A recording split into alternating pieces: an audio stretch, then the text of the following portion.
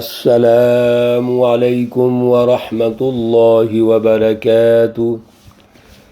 اعوذ باللہ من الشیطان الرجیم، بسم اللہ الرحمن الرحیم۔ الف لام میم، ذلك الكتاب لا ريب فيه هدى للمتقين۔ صدق الله العلي العظيم۔ اللهم صل على سيدنا ومولانا محمد النبي الأمي وعلى آله وأصحابه وبارک وسلم وصلی علیہ۔ معزز سامعین و سامعات، آج الحمدللہ ہم سورۃ البقرہ کا آغاز کر رہے ہیں۔ قرآن پاک میں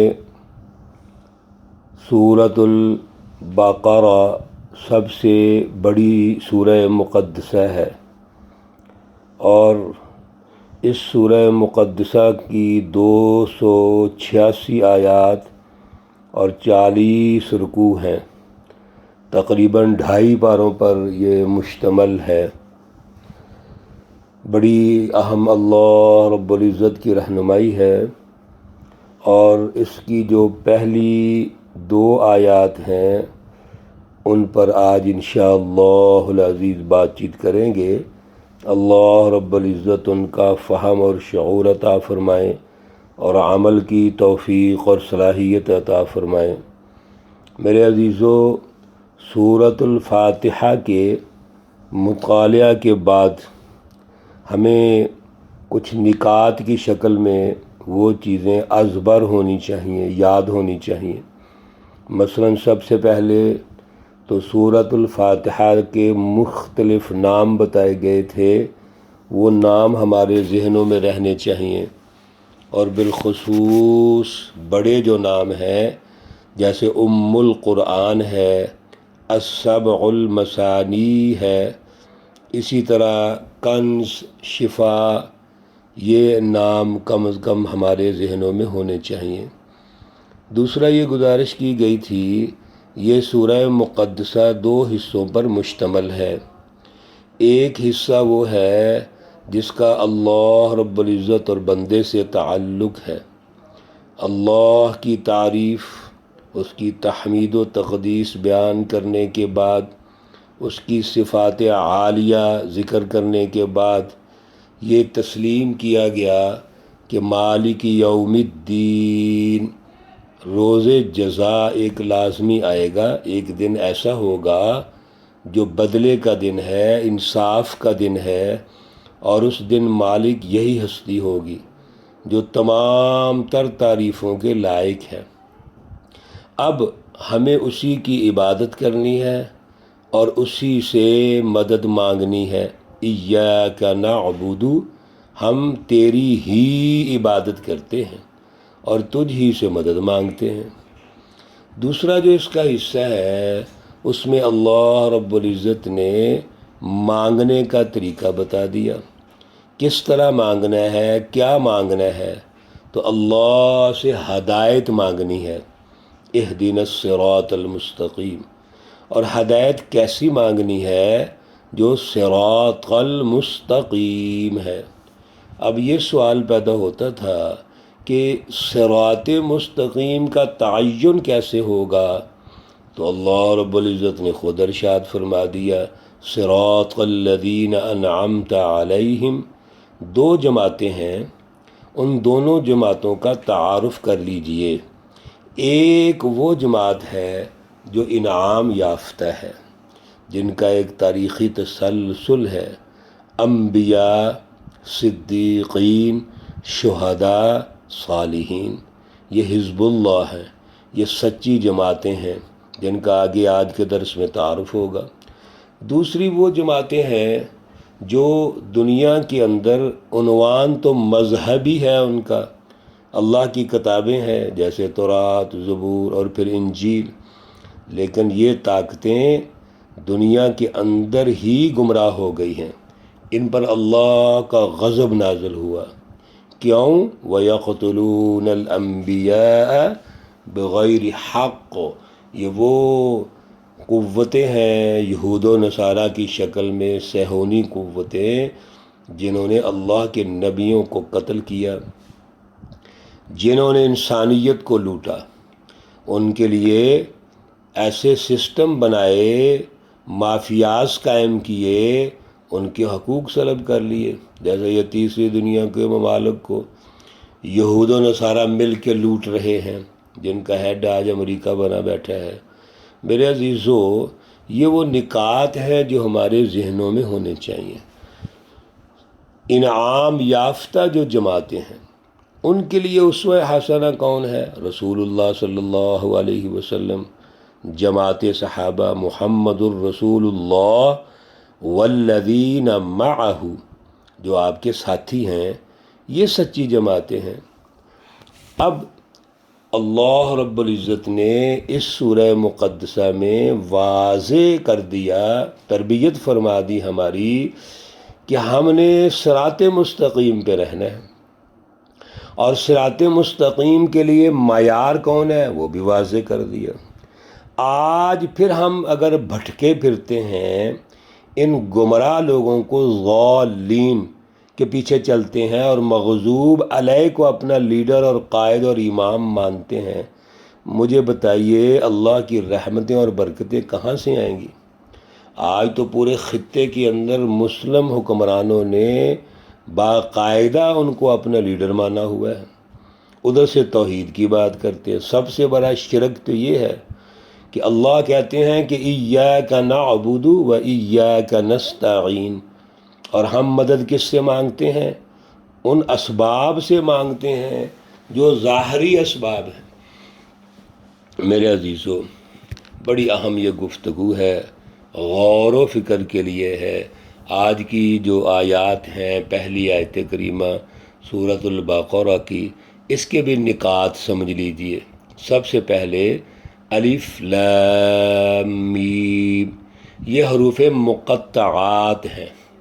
حروف مقطعات کے بارے میں عام طور پر یہی ہے، ان کے معانی اللہ جانتے ہیں، لیکن بعض ہمارے محققین، مفسرین نے ان کے معانی علیحدہ علیحدہ لکھے بھی ہیں، جیسے حضرت الامام شاہ ولی اللہ رحمۃ اللہ علیہ نے اس پر بڑی تحقیق کی ہے، اور پھر اس تحقیق کے نتائج میں وہ قرآن پاک کی آگے ترجمہ اور تفسیر بھی کرتے ہیں۔ تو الف لام میم حروف مقطعات، ذالک الکتاب، ذالک یہ، الکتاب، الکتاب الف لام آ گیا ہے، یعنی ایسی تحریر جو متفق علیہ بھی ہو، سب اس پر اتفاق کریں اور لوگ اس کی تقدیس بھی بیان کریں، عظمت بیان کریں۔ تو الکتاب وہ لکھی ہوئی دستاویز ہے، تحریر ہے، جو سب کے لیے قابل قبول ہو اور معزز ہو۔ اس لیے کوئی تحریر جب اس دور میں لکھی جاتی تھی تو وہ خانہ کعبہ میں لٹکائی جاتی تھی، کوئی معاہدہ ہو، کوئی دستاویز ہو، کوئی قانونی شکل ہو، اور پھر اس کی بڑی عزت کی جاتی تھی۔ تو ذالک الکتاب، یہ کتاب، کون سی کتاب؟ الکتاب، کلام مقدس قرآن مجید، یعنی یہ باقاعدہ ایک قانون ہے، ایک سسٹم ہے، ایک فرمان شاہی ہے۔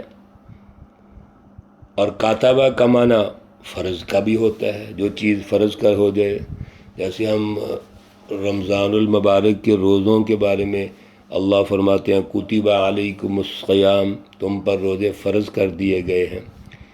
کوئی تحریر، کوئی قانون اگر کوئی حکمران طے کر دے کہ عوام کے لیے ضروری ہے اور عوام بھی اس کو اپنے لیے ضروری سمجھ لے اس قانون اور ضابطوں کو، تو وہ کاتبہ ہو جاتا ہے۔ لا ریب، کوئی شک نہیں ہے۔ دیکھو، یہ اللہ رب العزت شروع میں تربیت فرما رہے ہیں کہ یہ جو الکتاب ہے اس کا جو دعویٰ ہے وہ دعویٰ یہ ہے کہ لا ریب فی، اس میں کوئی شک نہیں ہے۔ تو سب سے پہلے دعویٰ ہوتا ہے، پھر اس کے دلائل ہوتے ہیں۔ تو اللہ رب العزت نے دعویٰ کر دیا کہ لا ریب فی۔ اب شک کی کیا شکلیں ہو سکتی ہیں؟ دو شکلیں ہو سکتی ہیں۔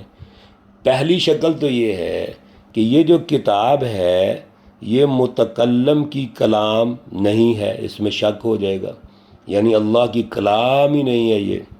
میرے عزیزو، اس پر بے شمار دلائل ہیں کلام مقدس قرآن پاک میں، اللہ نے خود دلائل دیے ہیں، وہ آگے انشاءاللہ تفصیل لاتے رہیں گے۔ تو سب سے پہلی بات یہ ہے کہ اس میں شک نہیں کہ اللہ کی کلام ہے۔ دوسرا کیا ہوتا ہے شک بلا؟ کہ اللہ کا فرمان شاہی ہے، لیکن اس قانون، ضابطوں اور فرمان کو ہمارے سمجھنے میں کمی ہے، یعنی عوام نے نہیں سمجھا، لوگوں نے نہیں سمجھا، یہ دوسرا اس کا ہے۔ تو دونوں چیزیں کلیئر ہیں، اللہ کی کلام ہے اور اللہ نے کھول کھول کے بیان کی ہے، کوئی ابہام نہیں، کوئی شعر و شاعری کی کتاب نہیں ہے، کوئی پہیلیوں کی کتاب نہیں ہے، 2 اور 2 4 کی طرح اللہ کے احکامات ہیں۔ اور پھر اللہ نے پورا سماجی ڈھانچہ بیان کیا ہے، اس سماجی ڈھانچے کے لیے کس سچی جماعت کی ضرورت ہے، حکمران کس کو ہونا چاہیے، وہ بیان کر دیا، اس کے اثرات کیا ہونے چاہیے سیاسی، معاشی، سماجی، وہ ارشاد فرما دیے۔ تو کلام مقدس کا آغاز ہے تو اس میں ہمیں کلیئر تو ہونا چاہیے کہ یہ جو کلام مقدس ہم ابھی ترجمہ کر رہے ہیں، سمجھ رہے ہیں، یہ کیا ہے؟ لا ریب فی، کوئی شک نہیں کسی اعتبار سے بھی۔ ہدی للمتقین، ہدن ہدایت ہے، رہنمائی ہے، للمتقین، متقین کے لیے، متقی کی جمع ہے۔ 2 باتیں ہیں میرے عزیزو مختصر، ایک تو ہدا ہے یہ، یعنی رہنمائی ہے، اور رہنمائی یاد رکھیے وہ ہوتی ہے جو مکمل ہو۔ جیسے رب العالمین میں ہم نے عرض کیا تھا کہ اللہ کی ربوبیت مکمل ہے، اکمل ہے، بلکہ اسی طرح اللہ کی رہنمائی بھی اکمل ترین ہے۔ ایک فرد سے لے کے ایک معاشرے کی تشکیل، اجتماع، قومی، بین الاقوامی اور تمام اداروں کی تشکیل، سب کچھ یہ رہنمائی میں ہے۔ لہذا ہمیں یہ کلیئر ہونا چاہیے کہ یہ ہدا ہے، رہنمائی ہے اور مکمل ہے۔ لیکن یہ رہنمائی کس کو ملے گی؟ للمتقین، متقین کے لیے۔ متقی جو اللہ سے ڈرتے ہیں، جو اتھارٹی مانتے ہیں اللہ کو۔ میرے عزیزو، آج تک کبھی ایسا ہوا کہ کسی حکمران کا جو فرمان شاہی ہوتا ہے، حکومت کا جو شاہی فرمان ہوتا ہے، اس کی عزت ہی دل میں نہ ہو، اتھارٹی نہ ہو، تو لوگ عمل کریں گے؟ پھر ان کے لیے وہ تعزیرات ہیں، حدود ہیں، قصاص ہیں۔ تو رہنمائی کی تاثیر اس وقت ہوتی ہے جب اس کو اتھارٹی سمجھا جائے۔ تو کیا ہم اس قرآن کو اتھارٹی مانتے ہیں، رہنمائی مانتے ہیں؟ تو پھر متقین ہیں، پھر ان کو رہنمائی ملے گی۔ لیکن اگر قرآن کو ایک کان سے سنا دوسرے کان سے نکال دیا، یا برکت کے لیے رکھ لیا، جی بڑی برکت ہے جی، تو تاثیر کیسے ہوگی؟ نہیں ہوگی۔ لہٰذا جب تاثیر حاصل کرنی ہے تو متقین یعنی اللہ سے ہمارا تعلق ہونا چاہیے، اللہ کی اتھارٹی ہمارے دلوں میں اور ذہنوں میں ہونی چاہیے، اسی طرح ہمارے سسٹم میں اللہ کی بالادستی ہونی چاہیے۔ میرے عزیزو، جب یہ بالادستی ہوگی تو پھر اللہ کی اتھارٹی قائم ہو جائے گی۔ یہ ہدی للمتقین، تو متقین اس کو کہتے ہیں۔ اللہ ہمیں بھی تقوی عطا فرمائیں، ہمارے دلوں میں اپنی محبت پیدا فرمائیں، اپنا خوف پیدا فرمائیں، اور اللہ کی ایک کلام مقدس ایک اتھارٹی اور سسٹم کی شکل میں ہم سمجھیں۔ اللہ رب العزت تمام بیماروں کو شفائے کاملہ عاجلہ مستمرہ عطا فرمائیں۔ بہت سارے ہمارے احباب نے دعاؤں کے لیے کہا ہے، راولپنڈی سے بھی ایک ہمارے دوست شاہ صاحب ہیں، انہوں نے دعا کے لیے کہا ہے، پریشانی ہے، اور بھی احباب نے ذکر کیا ہے، گزارش کی ہے، سب کے لیے دعا کیجیے۔ اللہ رب العزت سب کی پریشانیاں دور فرمائیں، حاجات قبول فرمائیں، اور جو رکاوٹیں ہیں ان کی زندگی میں انفرادی اجتماعی، اللہ وہ دور فرمائیں، اور ہماری غفلت جو ہے انفرادی اجتماعی وہ معاف فرمائیں۔ اللہ رب العزت تمام مرحومین و مرحومات کو جنت الفردوس میں اعلیٰ مقام عطا فرمائیں۔ ربنا تقبل منا انك انت السميع العليم وتب علينا انك انت التواب الرحيم، وصلى الله تعالى على النبي الأمي محمد وعلى آله وأصحابه أجمعين برحمتك يا أرحم الراحمين۔ السلام عليكم ورحمة الله وبركاته۔